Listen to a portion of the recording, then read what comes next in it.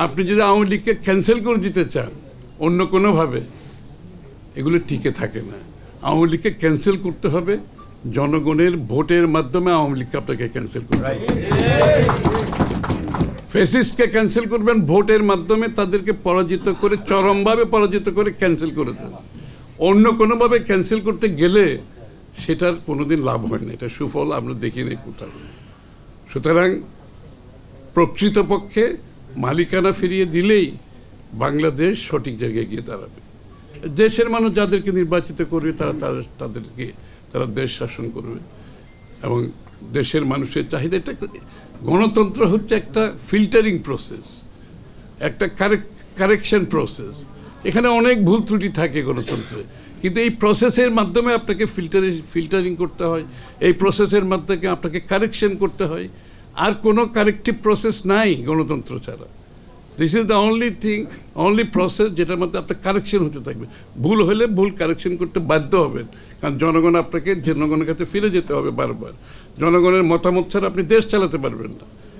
সুতরাং আমরা সেই পথে গিয়ে বাংলাদেশটাকে মুক্ত, স্বাধীন, একটি মানবিক বাংলাদেশ গড়তে চাই। সবাই মিলে দেশটাকে করতে চাই। আমরা একটা জাতীয় ঐক্য চাই এখানে। আমরা নির্বাচনের পরেও জাতীয় ঐক্যের সরকারের কথা বলেছি, জাতীয় সরকারের কথা বলেছি। এই ধারা অব্যাহত রেখে যে দেশকে সঠিক ট্র্যাকে ফিরিয়ে আনতে হবে এবং সেই পথে আমাদেরকে চলতে হবে। মাঠের অলরাউন্ডার আমি, আর ঘরের allrounder Tylox. Tylox toilet cleaner, clean মানেই টাইলক্স। বাংলাদেশে একটা সম্ভাবনাময় দেশ। আমাদের নতুন প্রজন্ম যারা আছে তারাও শিখেছে আন্দোলনের মাধ্যমে, তারাও কিন্তু দেশপ্রেমিক একটা জায়গায়, দেশপ্রেমের জায়গায় তারাও কিন্তু কম্প্রোমাইজ করতে চাচ্ছে না। হাসিনার পালানোর পরে বাংলাদেশের মানুষের মনোজগতে যে পরিবর্তন হয়েছে, আগের মতো আছে চিন্তা? বাংলাদেশের মানুষের মনোজগতে পরিবর্তন আসছে না, তাদের প্রত্যাশা আকাঙ্ক্ষা বদলে গেছে না। রাজনীতিবিদদের সেটা বুঝতে হবে, রাজনৈতিক দলদের সেটা বুঝতে হবে।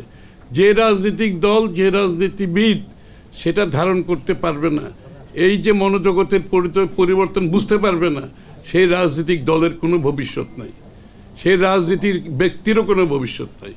তারেক রহমান সাহেব সেটা অনুধাবন করেছেন, আমরা বিএনপি সেটা অনুধাবন করেছি, আমরা সেটা ধারণ করেছি এবং আমাদের এই যে সংস্কার প্রস্তাবগুলো সেখান থেকে এসেছে।